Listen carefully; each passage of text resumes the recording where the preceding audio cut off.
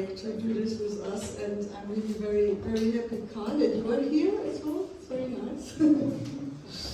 So it's really a coincidence. So Karl and I know each other now for 13 years, and when I first met him and he was speaking about the digital revolution and everything like that, it's so interesting. I had no clue about it, but I was always looking, what does it mean to art? So what is art and where is art in this story? And then I was looking back a little bit at the 1920s, that we had all these new industrial things going up in that time, and then we had photography coming up, and then there were all the Bauhaus movement and all these different things that were all as well occupied with new technology. And when Karl was always talking about this revolution, I was looking, what is the revolution in art? And since then, I'm trying to find who are the artists that are facing this. And Tariq, I met here in Paris through our very nice friend from Jazz, and so that was fantastic. And then it turned out that both of them are these originals in digitization, in transformation, in technology, and as well in impact on society and companies, but as well to find a way how this all can help us. And so both of them, I don't want to tell you about the vita, the biography, but just one thing, both are entrepreneurs, both are have a very good relation or very high impact on society, and both were honored by the World Economic Forum in Davos, you in 2008 and he in 2006. So it's really, you can at first, I would like to ask you, how was it at that time, and did you expect what is going on now? Oh, so about technology, the interesting thing is I think we've been lucky to live in a world of computers before the internet, before everything is in the cloud, before everything you do, someone else knows about it and try to analyze it. Just a thing where you had your machines, everything you had was on cassette, floppy disk, and if you had money, I didn't have much at the time, hardware like a hard disk. And I was really privileged because my dad, who was an economist, had access to the online world. So 1982 is my first connection, and this is the moment I understand that computers are meant to be connected, but it means that someone anywhere is connected to this incredible intelligence. So to be a knowledge and the library of the world, the global village of Marshall McLuhan. But the reality is that this vision, original vision, was a vision of that basically is being perverted, because we still talk about access to intelligence, and look at what's going on TikTok and Instagram, access to personal knowledge, and what you see is basically now anything you look, you have to double check if it's true or not. I'm not even talking about videos, because I think this year with VO3, the new Google thing, I am not sure anything we see is actually, I used to be able to pick it up, but now I'm not sure I can. And but my point is that I've been lucky to learn about computer science built by people who are passionate, had a vision, heart, and then suddenly with the internet, there was maybe 2, 3, 4 years of immense potential, and then business. Not only business, but a certain form of ideology that we can talk about, that is, everything has to be measured, everything has to be captured, everything has to be learned, because at first the idea was like, because we can tailor this to you, so now you don't need to know what you want, the service is going to tailor. And at some point, I don't know when it happened, maybe when Facebook kind of took off and had so many private data that they could figure it out. The question was not about tailoring something for you. We could even, if you don't like something, we can change who you are. So you're gonna like it anyway.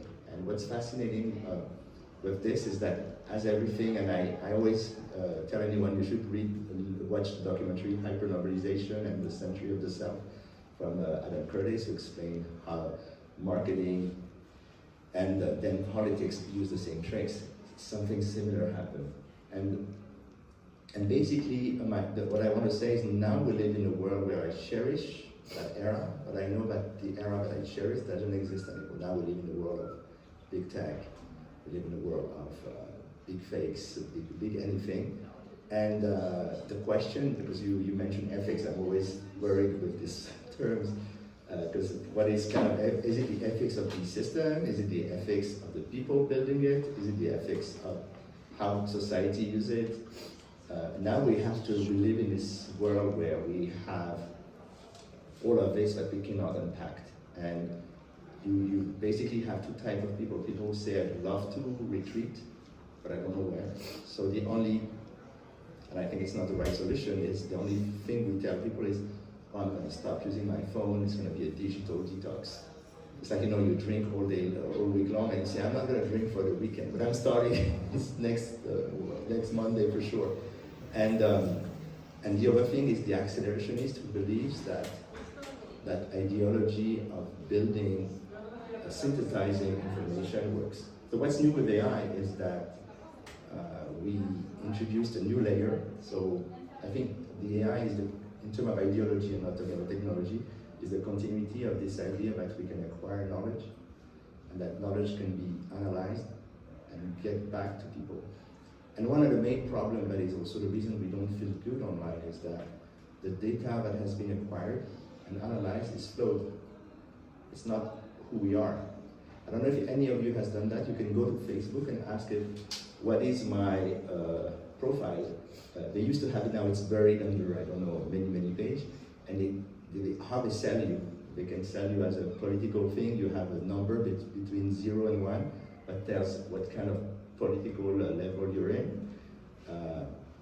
And they have all this micro understanding. And when you look at this, part of you say, oh, that's me, but you could also say, that's me 10 years ago. Now I'm a different person. And they're still trying to push with a profile that was old. So the problem of the technology, and we're going to go into this, and I don't want to be too long for this introduction, but I'd like to frame that, is that what's new with AI is we've lived in a world that was deterministic. So when you do a program, the same data, the same result. If it doesn't work, it means two things. You made a mistake, or there's a bug. But a bug is you've made a mistake, it's the same thing.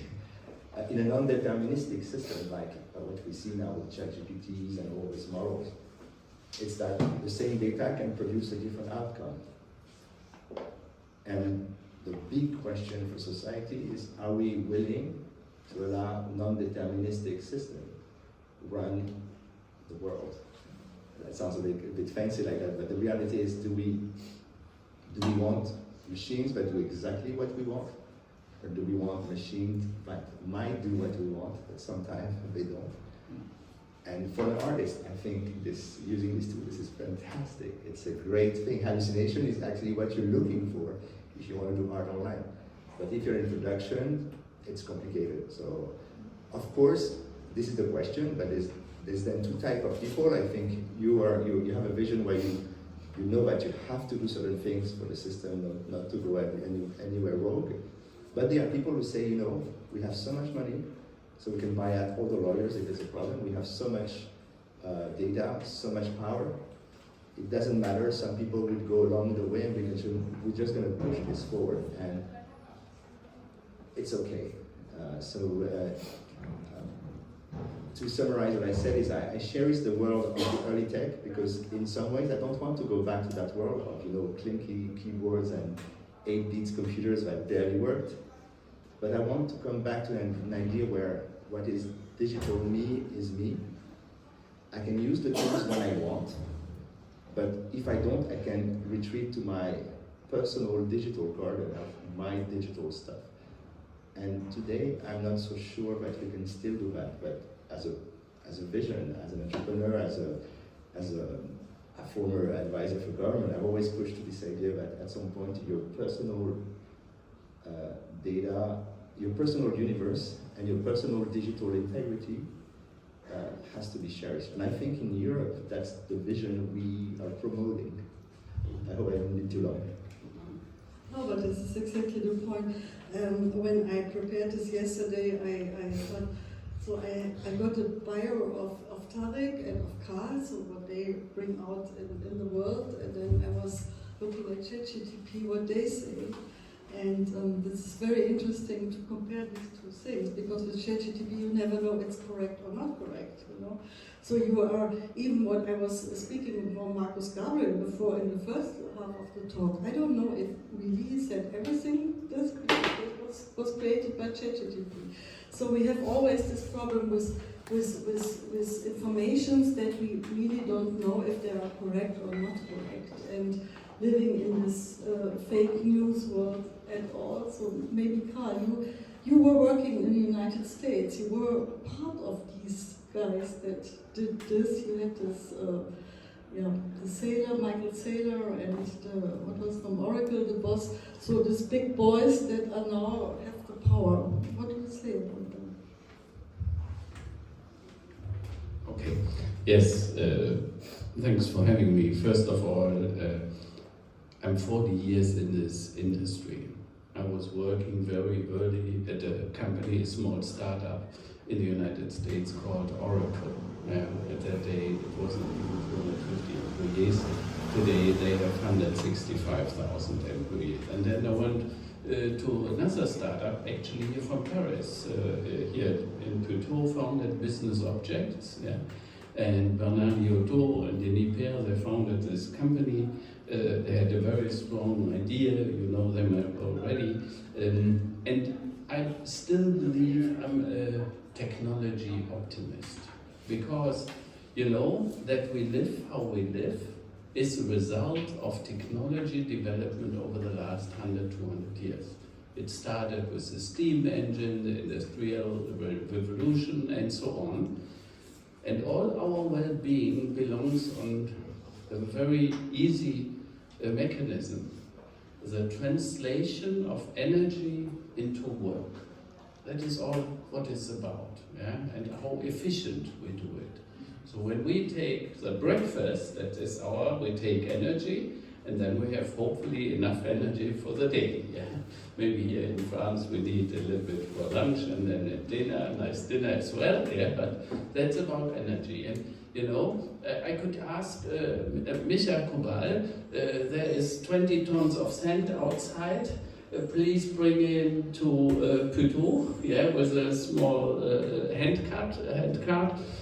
Or I could ask him take a truck, a 20-ton truck, and 50 liters of petrol, and then he can do the same in 2 hours or so.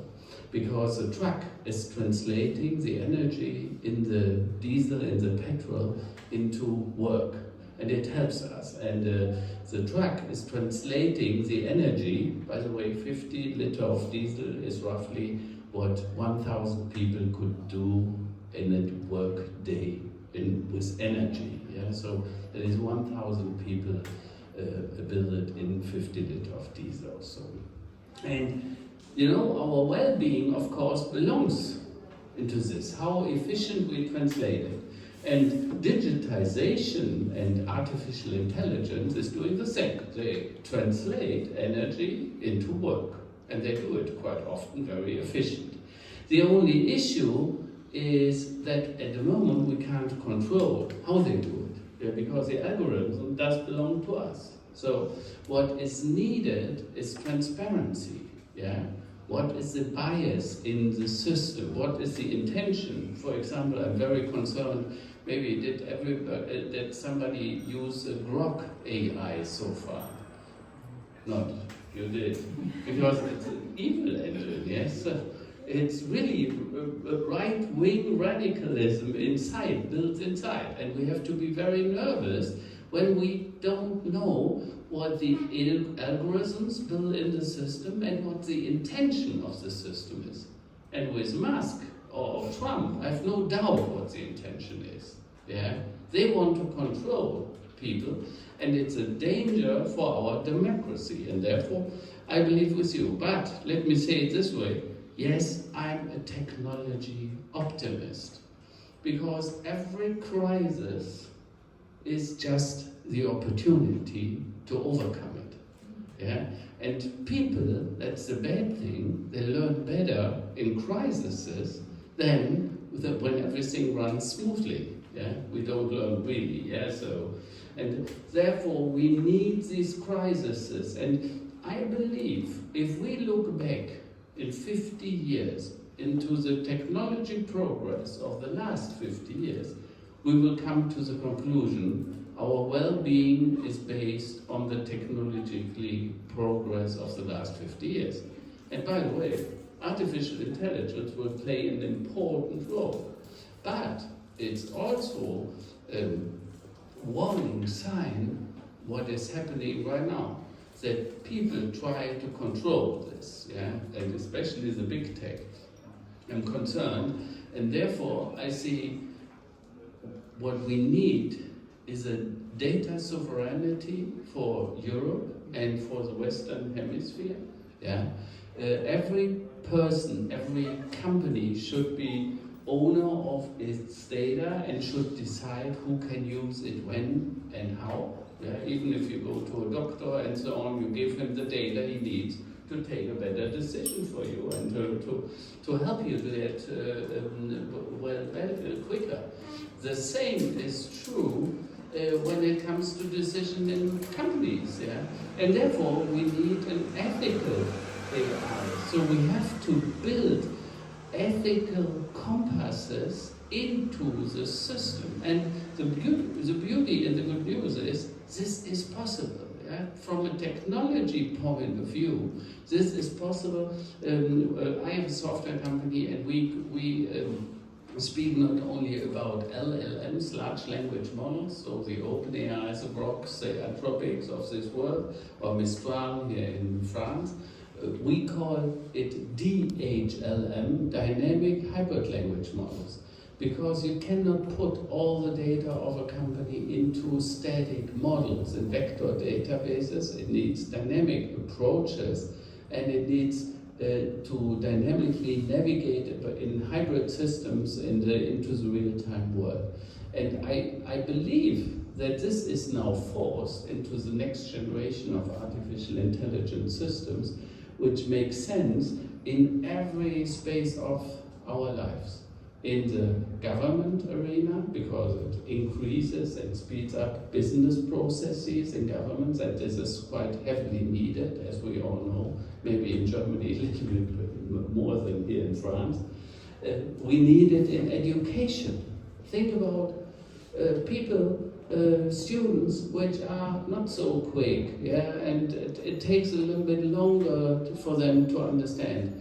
Every teacher, every student in a community in 5 years can have his own tutor, yeah, and he's guiding it like Montessori through the stuff which it has to learn in the time, in the process, which is good for the student. And the same is, of course, true for companies. And at the end, artificial intelligence is a lever to, let's say, democratize knowledge. And this is a very good thing to do, that we are democratizing knowledge so that every human being can know what a rock star and a Nobel Prize winner knows. And that is beautiful, yeah?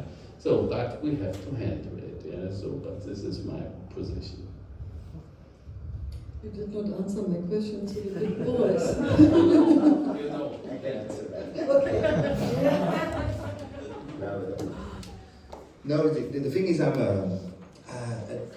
wouldn't say a techno-realist, but I mean, we build stuff, so we know about this, what you tell the investors.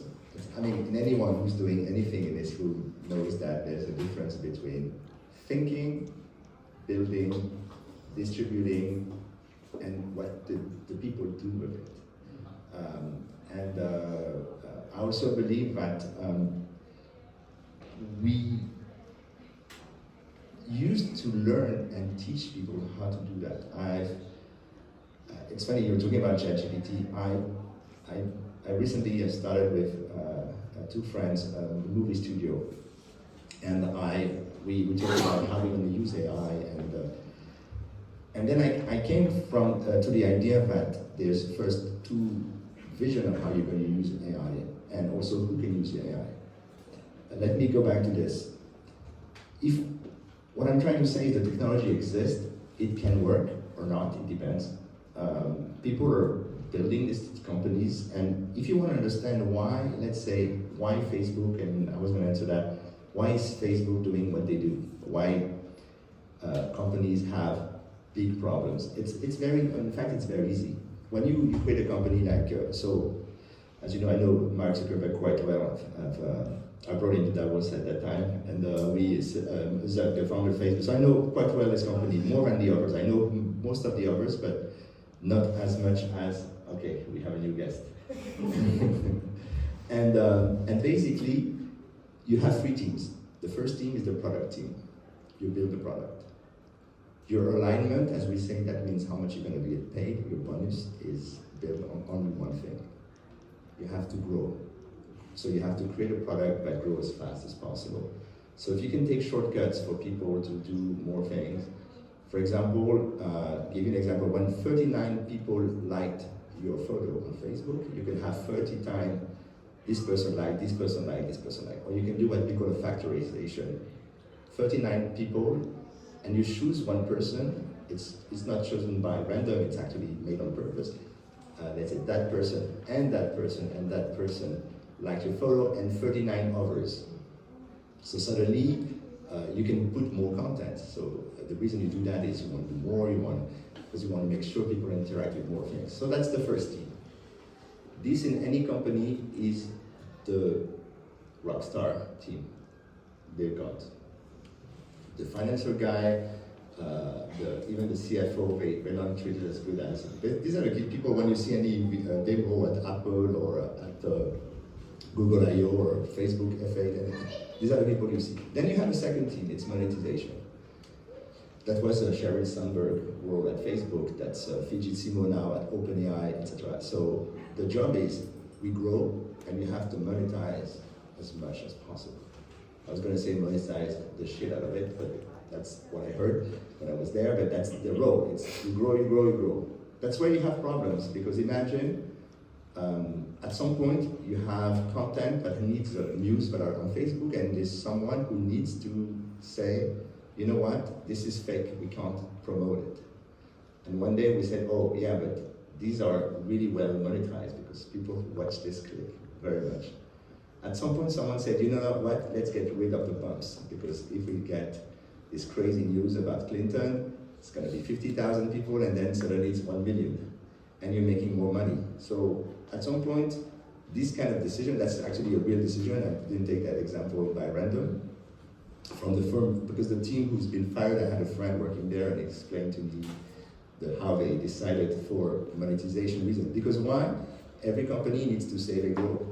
So every company you're going to see Google, Nvidia, all the calls for the earnings are that 30% growth, 50%. You have to always grow. So you cannot go down. If you go down, it's the beginning of the end. You know, it's the theory of the red. La Dame Rouge. How do we say? Sorry, I forget the Red Queen in Alice. And in Wonderland, you have to run so fast just to stay at the same place. That's what they have. And then you have a third team, it's called trust and safety. And their job is to see if there's problems with everything that happened before. But they come after. And therefore, they come after the problem. Or the Rohingyas massacre, or this, the Brexit, Cambridge Analytica, they always come after. They don't have much money, and they don't have much opportunity. So you always have products that are designed to grow, to make as much money as possible, and sometimes it's easier to get lawyers to counter-sue than actually change things. Because One of the things is it's a global world, so nobody wants specialized version of the law. Nobody wants a special law in France, special law in the UK, special law in India. What they want is they're going to try to deregulate, because if you have the same product, like McDonald's, you know, McDonald's is, the Big Mac is the same in every country, but in France, the lettuce and the tomato and the fries are made in France, but it's the same product. So that's what they want. And so the thing in AI is we're going into a similar thing. But the problem in AI is the money you have to put to get a return. We don't know actually if it's going to be profitable for the large companies. So what we've seen right now is 30, 50, 100, 1,000 basically. We are like a $1 trillion of investment. And we 1,000 billions. So it's beyond what you could even think. It's 50, 60 Marshall Plan. I mean, it sounds really insane, but that's what we invested in AI. And we don't know if the product is going to work. And the problem that we have today, and that's why going back to the question of ethics, is that we, on one side, you have people who need to exist, because Google needs to say we're good in AI. Apple needs to say the same thing, etc. So now we've changed. We used to have, you know, you go to an Apple product, they say, we are launching a new product. Next week, the product is in the Apple store. Now they come and say, we have Apple Intelligence, and it's coming next year. Like, it's 1 year now, nothing is there, or it's not really working. Google, they do cinematic. I always say, you're trying to store a business, you're in the cinema business, because we're making sci-fi movies about product, but we don't, you know, I don't know if you know what a concept car is. A concept car is the thing you show at the salon, like auto salons, so nobody knows that you do, you show this wonderful car, futuristic, that you will never produce, and everybody knows that you have plastic sheet, plastic motor, and a weird engine. That's what you sell. So that's what we have now. We are in a situation, and just to finish on that point, the question for us is, do we buy in?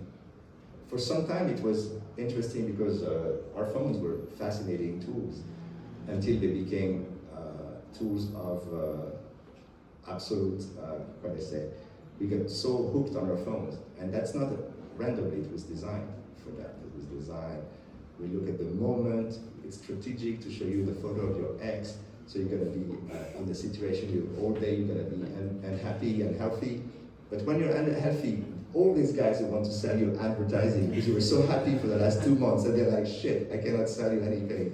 They're now coming, oh, I have my chance. So there's been experiment playing on your thing, and to just finish on the trend far right thing around the fact that the 4chan, you know, the underground culture, because it's a cultural change, has become mainstream. You know, the meme, all the stuff. What is really interesting is these tools have changed our emotional stability. Imagine someone is so angry. Yeah, we're always seeing someone who's angry, so angry, anything you tell him, he doesn't listen to you anymore. And I think what they did, at least 2006, and they did in Brexit, was to, especially certain men of certain age, with certain situation, and the lack of visibility, to make them angry, angry, and angry, and angry. At some point, like, oh, they forget their basic fundamentals. It's like, I need to nourish my family, I need to make sure that I have the basic, and they completely lost it. And I think that's what excites me about AI is that and we can talk about later, it has potential, but what frightened me about AI is that in the hands of the same people who did what they did with social media, I don't know if we're, you know. Yeah, that's very interesting. I would like to speak about one artwork that was we have shown in 2017 in the gallery in Cologne, and that was about Pizzagate. That was about fake news. That was a work by Warren Neidig, and it was a huge, huge bubble with all these elements that was in this Pizzagate, and I don't know if you're all aware about it. Without Pizzagate, maybe Trump would not have been elected in the first presidency, which is really amazing because this was the first big, as you say, big fake news, and they said that Hillary Clinton is dining or having lunch in a pizzeria, and in the cellar of this pizzeria are children abused. And this was the fake news that was going in the social medias. And there was not even a seller. There was one man was coming and trying to rescue the children downstairs. He was with a gun in this pizzeria, and then there was no seller. There was not even a seller. So this was the fake news that was the reason, was responsible for the first presidency of Trump. So you can imagine. And now I would like to say something else. And with this Warren Nidek, we had this exhibition, and he is very influenced by neuroscience as well. And we had a very interesting evening, because he made a performance with experimental music, which was really hard experimental music. And we had a group of people, 50 people, 100 people in the gallery, and they were, what is going on here? Why this experimental music? And it's not nice, we're in the gallery, we want to see art, blah, blah, blah. And then, after 20 minutes, 30 minutes, something happened in their brain, because this experimental music was able to make new connections in the brain, and on these new connections, new thoughts are possible, freedom is possible to have. And we now need, at this time, very much, these connections in the brain, because our brain is now completely with iPhones and artificial intelligence. Okay. Yeah, Tariq, you commented or stated some comments. First of all, that you said you are not sure if AI is going to make the money back to the people if it is a good investment.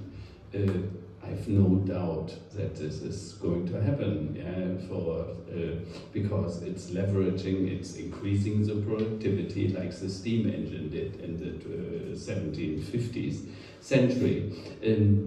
Second, yes, I've written up a quote also from Marcus Gabriel, a good friend of us, and he said, "Without a moral foundation, AI becomes an instrument of power, not of progress." And I think that is a very good statement. And what we believe, AI must serve people and not manipulate them. Ethical decision-making must also be machine operationalized. Trust, transparency, and responsibility must become AI's core function, and only sovereign ethical AI will ensure that democracy survives the digital age. Yeah? So these are some strong and bold statements, and that is, I think, we have to fight right now for those things. Data sovereignty, that the data belongs to us and not to anybody else. That we can decide and that we can understand what is right and what is wrong, what is fake news and what is right. So media competency is becoming a really, really critical point. We have to educate that in schools, because if young people don't understand, and there was a study by Bertelsmann which said that 16 years old cannot differentiate between fake news and real news. And that is, let's say, a huge problem for democracy. But having said that, I'm so convinced that at the moment, so sad it is to say, Mr. Trump is helping us to make us aware. The wake-up call we are getting at the moment is so obvious, what Mr. Putin does at the moment with the Ukraine is so obvious that we have to change the way we cannot consume opportunistic what is delivered.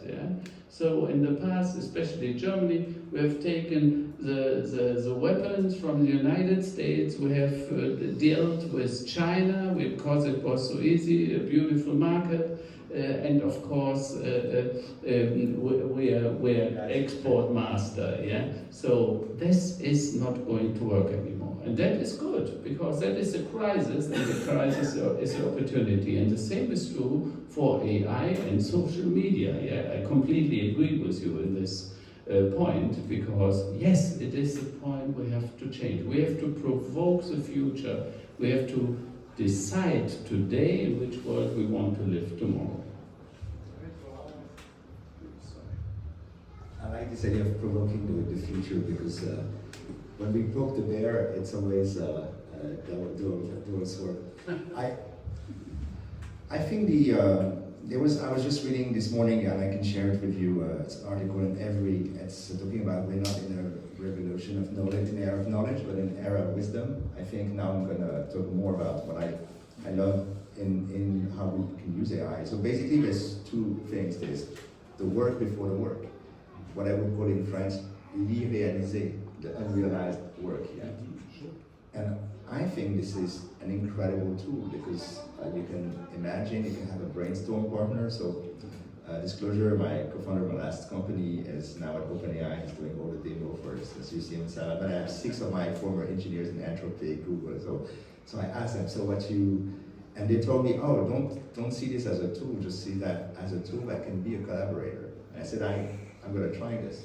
And I like this idea, but I like this idea in the unrealized space, meaning that when we do a movie, we're working on a movie on Jules Verne, we recreated the entire city, we created environment visually, textually, we worked on things that we couldn't do with our small team. I always give the example, I went to the LACMA years ago in Los Angeles to see an exhibition on Stanley Kubrick. And there's a room that is like twice this size with all the things. He did a research on Napoleon, the movie that he unfortunately never did, and unfortunately Ridley Scott did. And he had 1,500 pieces of paper for all the closest collaborators to Napoleon, research on everything, the detail. The level of detail is insane. And then the same thing happened with 2001 and pretty much all of his movies. But my point is that now you have a tool to run scenarios, but I think it's important that this scenario stays with you, because the moment you get into production, I think there's something very different, and it's a different approach. I have no doubt that VFX and things like that will work. I have no doubt that content can be generated, but this is something that is very important, and I think a lot of people would understand here, is taste. There's one thing, when I see on LinkedIn someone who has done a very generic image or something by a computer and it's not very good, I'm thinking, in fact, the text probably has been written by an AI. Why should I read it? And so suddenly you find in a situation where the brainstorming is phenomenal, but the production goes back to the same things. I mean, there's many people, you're a curator, and there's a reason why you choose certain things and others, and there's a long process. It's not just, there's of course the emotional instinct, but there's also, I'm sure, and suddenly whatever we produce is set by the same rules. And what I'm afraid of is a lot of people, these companies who sell the tools, tells you, oh, it's fine, you're going to be a professional, you're going to be a consultant level, etc. It's not true, because you cannot go somewhere without the knowledge. At some point, all of us in our life, whatever we did, we spent days and days with paper or a computer, mostly paper, so I'm talking for me, trying to figure out something. And then, not only you never forget the pain of going through this, but you never forget what you've been, and you remember the context and something getting printed. If we don't have that in the thinking process, it doesn't work. So when you say, I am sure that AI is going to be a fantastic tool, but you have to learn to use it as a hybrid tool. If it becomes something you give up to, and you lose control, then we're doomed. But if it's a thing that, everything that I do through ChatGPT, I print and I re-note, because I need this process to learn. Sometimes it's so good at making things up and writing great stuff. But it looks great, but it's not exactly what I want. And similar with movies, people doing movies, I was in Cannes, I talked with a lot of people doing AI cinema. The amount of work just to go through the bias of the machine, making sure everything is the way they want, to create a story. Someone said story is the only thing that stays the same. It's the only normal. It's the storytelling, a good story depends, whatever the technology is, it's what you need, it doesn't matter. But I think we are now more on the side of production and using AI to create art. These are important questions, and I think The people who sell the marketing in these companies, they sometimes have a very weird vision of what art is, and they kind of feel like we sell people the simplicity. And I don't believe we live in a world that anything that is good is simple to do. Maybe I'm wrong, but I think you have the inspiration right away, and then you have to put the through, because the idea of production, putting something out, is such an incredibly emotionally, gratifying moment. But so the tools are in a way irrelevant. But what I wanted to say is this idea that making things easy. If it's easy at some part, it means it's harder at others. Just one sentence here, because both you're speaking about artificial intelligence as a tool, and I think this is very interesting. And in German, it's artificial intelligence is künstliche Intelligenz, and he always say it's collaborative intelligence. So it's KI is not artificial intelligence, but collaborative intelligence. And I think this is really very important. And speaking about aesthetics, of course, we have to educate the people to this, and therefore everybody is now creating images and videos and doing all this with artificial intelligence. But of course, this is like always, there are only a few very interesting things that are coming out of it, and we don't speak about all these photographs and paintings that are done, which maybe are not so relevant for the history of art. And this is the same with artificial intelligence. So it's a tool it can be a very good tool for artists.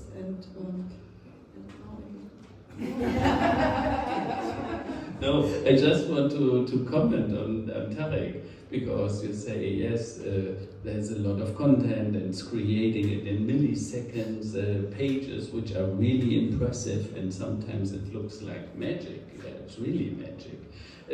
But at the same time, also study of Bertelsmann, they they did go into education system, and kids which were learning only with tablets didn't learn anymore, because they need handwriting, and that is exactly what you do when you, let's say, go and correct the sentences, the words, and so on. And that is absolutely important, and therefore we call it collaborative intelligence instead of artificial intelligence, because it is a supporter, it's a collaborative sparring partner, a tutor, if you want, for the student in school. But this is absolutely needed, that we understand this and that we reflect what is brought to us by the system. Otherwise, we cannot really learn. Yeah, you said it's collaborative, intelligent, artificial intelligence. Why is it intelligent? Absolutely. You see, I think this is the biggest mistake. No, it's maybe not. It's a very, very good question. Yes. And I was just speaking about this. Yeah, because it's not about it's really a tool. Yes. It's artificial, it is collaborative, Yes. but it's not intelligent, and nobody is kind of, because it makes very fear, Yeah. it introduces fear because of our intelligence, and I think it will be great if you, in your industry, can produce another name. Absolutely. And maybe we should speak as well about the gap, because we are speaking here on a high level, so these since 40 years, or maybe since 10 years, involved in this, but there is a huge gap that a lot of people don't know at all what is artificial intelligence, and they don't use it. Yeah, okay, just let me finish my sentence.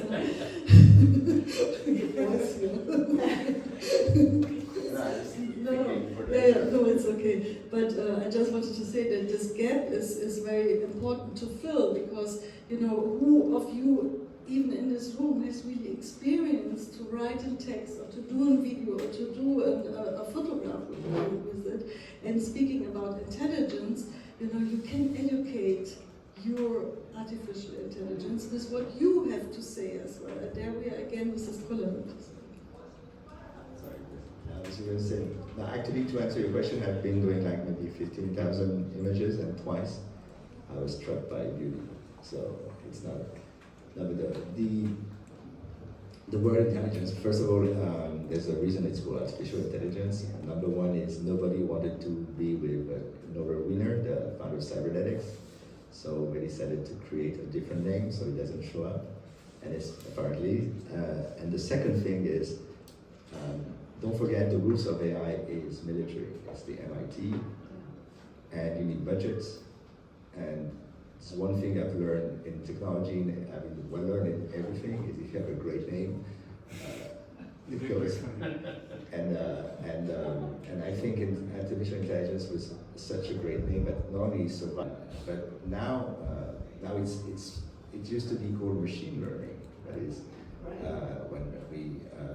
machine learning was the official technical term, and then we came back to this because I did I think I told you at the head in Geneva, I did a 1-hour conference on AI movies. So I talked about 100 movies in AI with this idea that basically we've been educated with movies, through movies.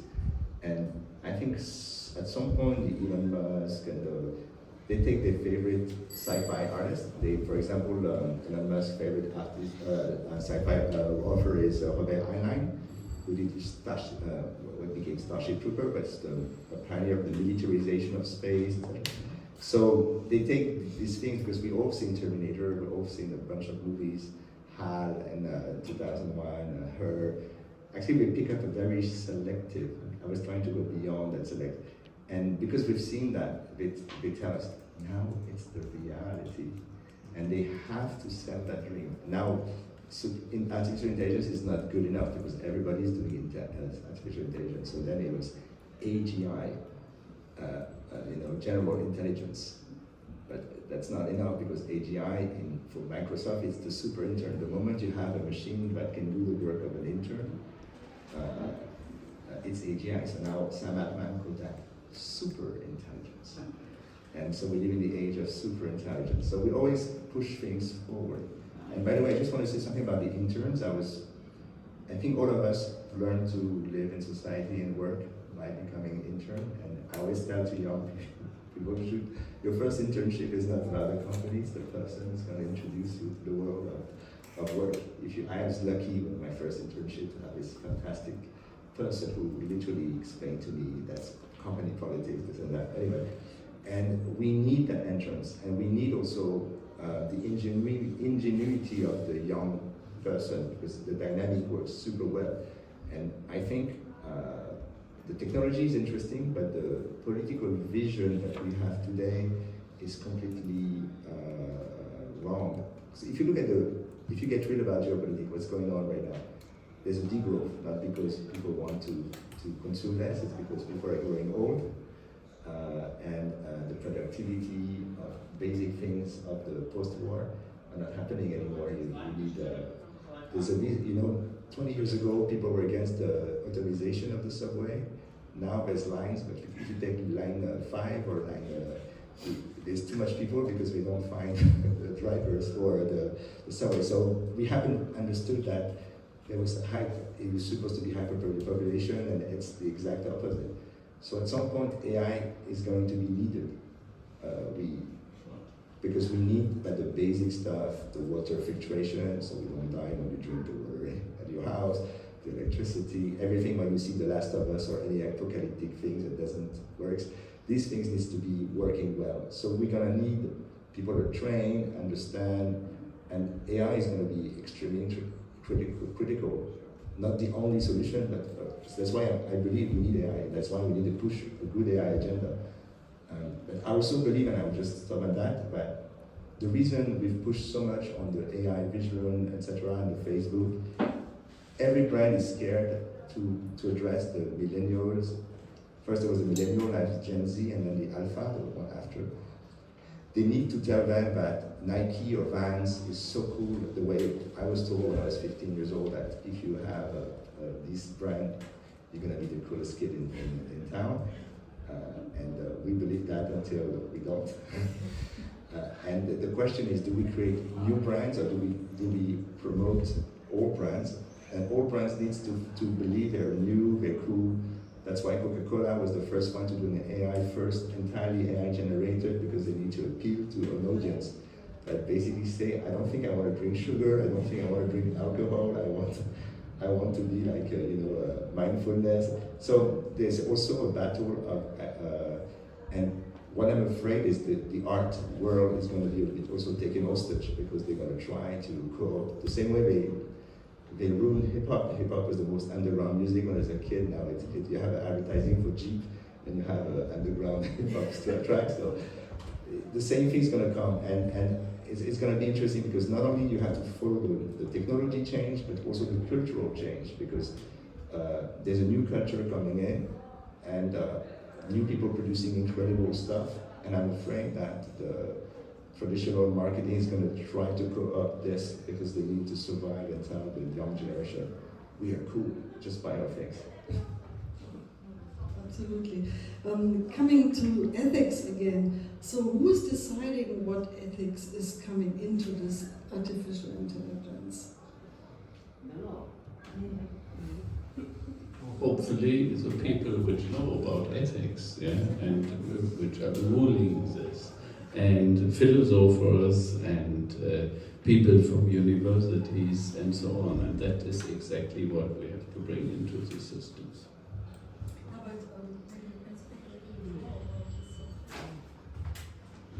Who decides the word?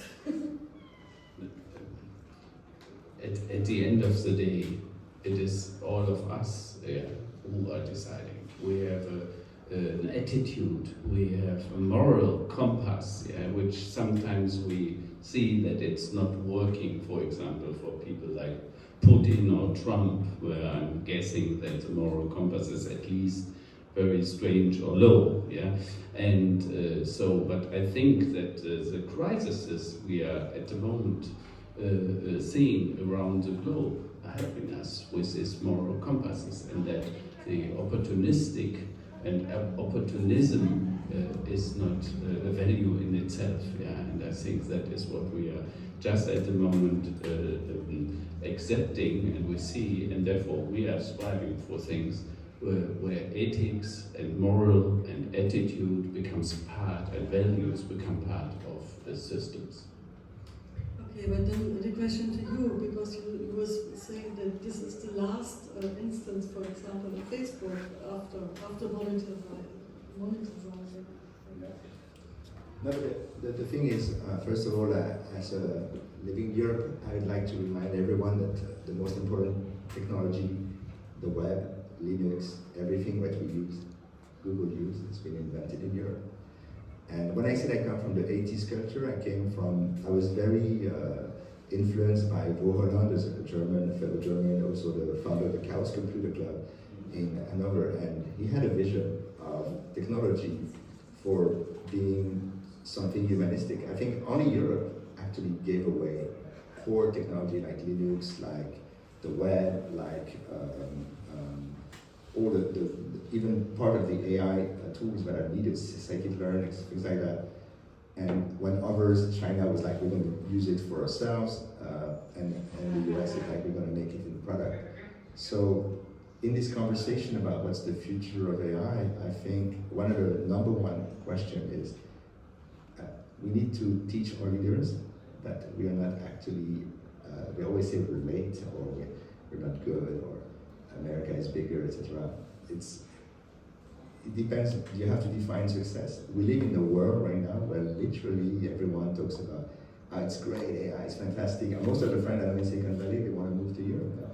Everybody's like, I love things, but actually I want to be in Italy and France for the summer. Suddenly, culture, lifestyle, how you live your life is something that is so fundamental. And there was a study, I just watched a documentary on the future of work in America. 70% of the people who basically think their work is not matching their life goal, what they ask, they want. It's fun. They say we want to understand the rules.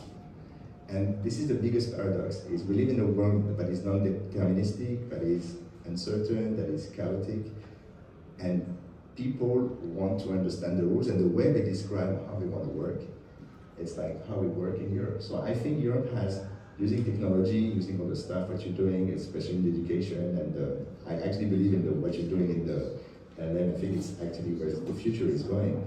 we need to also show that it's about life, how we live our lives. It's not just tools. In the US, it's mostly about productivity, but in the US, I lived 6 years in Silicon Valley. You leave the work, and then you go to a meetup, and then you go to a meetup, and then you go for dinner, and people only talk about work. Here, you go here exactly at the end of the street, at 6 a.m., everybody, at 6 p.m., everybody's doing apéro and living their lives. And you know what? And by the way, every productivity studies have shown it has no impact on the productivity in France. It's just that people say, I want to work, I'll dedicate to my work, but it has to make sense. And then I want to live my life with my friends and things like that. And I think the tools are built by people who don't experience that. And they want to expand on that through the software. So we need to give to just finish that, a counter proposition. And we need to build the tools for that counter proposition. And Mr. Trump is helping us at the moment. Yes, really. So I would like to open up exactly. That's why art is so important. Absolutely, absolutely. No, but therefore I was speaking about this, who is deciding the ethics, and we have this. It would be good if artists and philosophers and all people engaged in culture would be part of this what is going on at the moment. And maybe, so we were speaking already years ago that it would be good that every company has at least one artist who is working with them and involved in the processes, because I think this could help tremendously. But I would like to open up if you have any questions, or I think we have now. Yeah. Go ahead. Yeah. Just one question about explainability of AI. It feels it's like the key problem that we still don't understand how AIs are producing the output, and that opacity is like really the key problem. How good is the research on that topic at the moment? Like, are we going towards some explainability? Because it feels it's kind of stuck, that we still don't have an understanding. Okay, therefore we have to understand how large language models or transformer models are working in general. You know, they read the content of the world, the good things and the bad things, and everything is static and put into large, super large models. And the American way of thinking is the larger the better, and we say that is stupid. Yeah, it doesn't work. Larger is not better. What you need is dynamic hybrid language models which are distributed and they can access the knowledge. Because sometimes you are astonished about a fantastic outcome. You are prompting something and the result is beautiful or excellent, and the next moment it's really poor. Yeah? And you wonder why. And that has to do with knowledge gaps. Because if the LLM doesn't know it exactly, it's doing what humans are doing. It's confabulating. Yeah? It's confabulating. That means it's making its own sense. Yeah, that is what our brain does itself.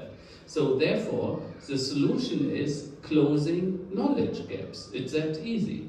Yeah? And that is what we do, for example, for business. I tell you that it's easier for business because you have expert knowledge, you have industry knowledge, you have the knowledge in the brains of your employees, and you have to extract that and bring it into the system, and then you get excellent results. For a generalistic AI, it's way more complicated, and therefore we have introduced industry competence models, and one of the industry competence models is not for automotive or for insurance or banking, it is for ethics.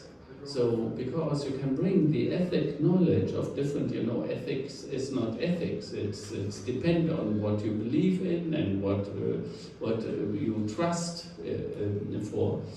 But you can model these industry competence models into your knowledge graphs and the corporate knowledge graphs, and then you get pretty good results. And then I want to finish with a comment on Tariq, because he's right. At the moment, there is no artificial intelligence. It's simulating that it is intelligent, but it is not. Yeah? It cannot think. These systems cannot think. We believe that it looks something, sometimes magic, but it is not thinking. It's really what you said. It's machine learning. We train the machine on what the most next possible best result is. More is it not. And if a computer could think, it would have empathy, it would laugh or hate. Yeah, it's that easy. Then you can easily think or understand when is intelligence really in the game. And it's definitely not. It's very funny, the empathy kind is so important. It's why Philip K. Dick in Do Android used the term Android. It's robot has no empathy. And but to go back to the explainability, it's interesting because there's another paradox. We live in a world where normalization has never been as big as today. It's beyond crazy, especially in Europe, I think. And the explainability is a request from the AI Act, mostly because an AI to work in a highly normalized world as in Europe, we need to be able to retrace the things. But again, we're in a non-deterministic environment. It means that it actually means what it means. But there's a few studies from Anthropic released a document like the last 2 weeks on how the LLM thinks, and it's fascinating because they use a different model from OpenAI. So you know, Anthropic was the former CTO at OpenAI, decided to leave. OpenAI was founded by Elon Musk. It got kicked out by Sam Altman, who took over and kicked out pretty much everyone to get against his vision. So Anthropic has a little different approach. They use what they call a constitutional AI. So they build a constitution, and they use this to figure out how you relate to that. But this is a tricky question because, again, there's so much things we cannot explain. And in art, it's beautiful because, as you said, the affiliation is unacceptable in a business setting. But in art, it's actually what you're trying to get, I think. You want the, especially in visual rendering, you want to have something that is unexpected. But we're at a point where a friend of mine who runs, co-founded Mistral said, obviously, we know roughly how it works, but we don't know why it works so well. And I found that sentence being pretty fascinating.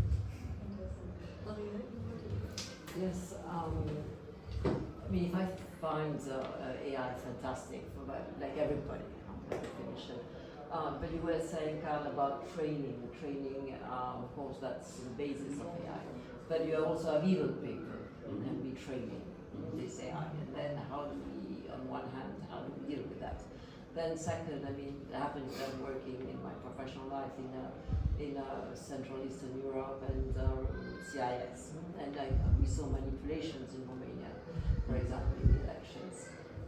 And I see that in Moldova, I mean, in many places, right, where you see the use actually of social media, but also AI, creating fake news.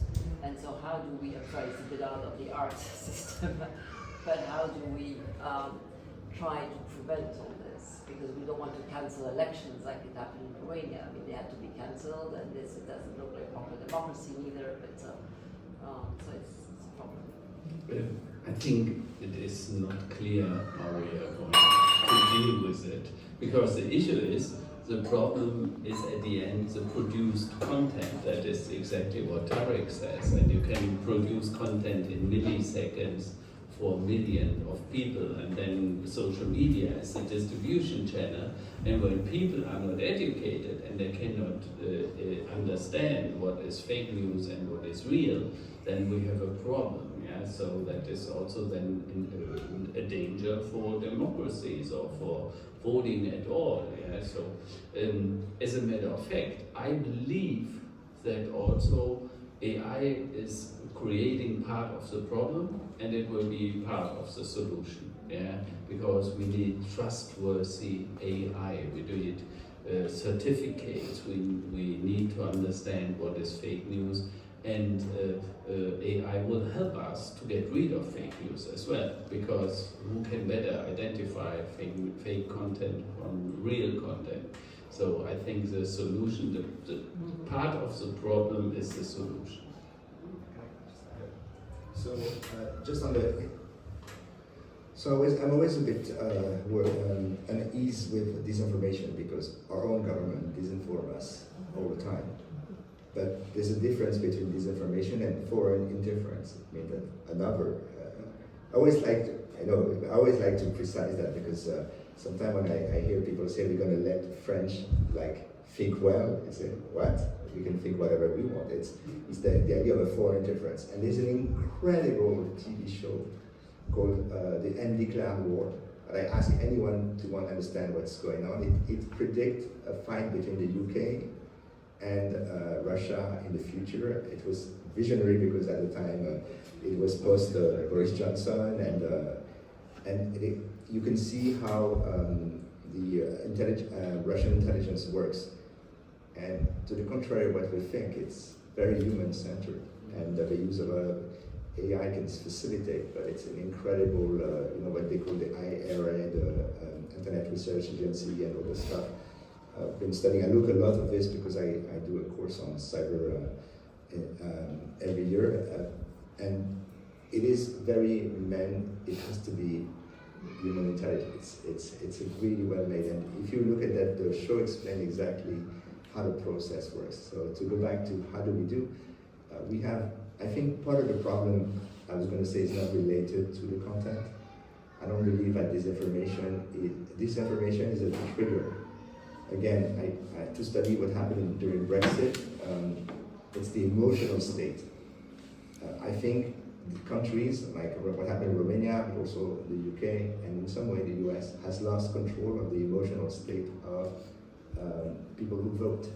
And suddenly you vote on your guts, you vote on your emotions, and you've been triggered. It takes years now to trigger, because the moment you make anything that Clinton does, good or bad, something that people, they say, I don't want to hear about it, I can't. The same thing happened a bit with Macron here. It's like, you create personal defiance, and suddenly people are emotionally, they don't want to talk about it, you make them angry. You just mentioned the name, and that's the result of very clearly targeted. And when you lose the control of the intelligence. Personally, I was always in favor of banning TikTok for a very simple reason, called reciprocity. None of our companies are allowed to do business in China.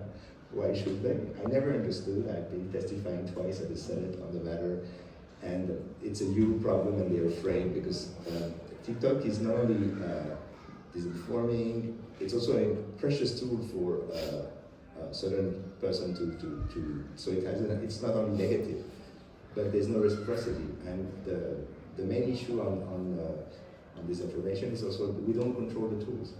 Regulation is never going to be the solution. We need alternative. For that, we need also look at. It's funny. I was talking about the two best success in TV online and radio online is PASQUER 2 and Arte. They're incredible. Why? No advertising, no bullshit. They're just quality product. And in Finland, I was looking now, the public television is number 2 behind Netflix. So the counter that is also, if you provide good quality content easily available to people without some stupid advertising that melts your brain 20 seconds before you can watch anything, it works. So I think it's also, that's the counter, I think. And going to galleries and museums, it reboots your brain. And we need a European social network, right? So, but let's finish. I think we have learned a lot. Thank you so much, Tariq. It was really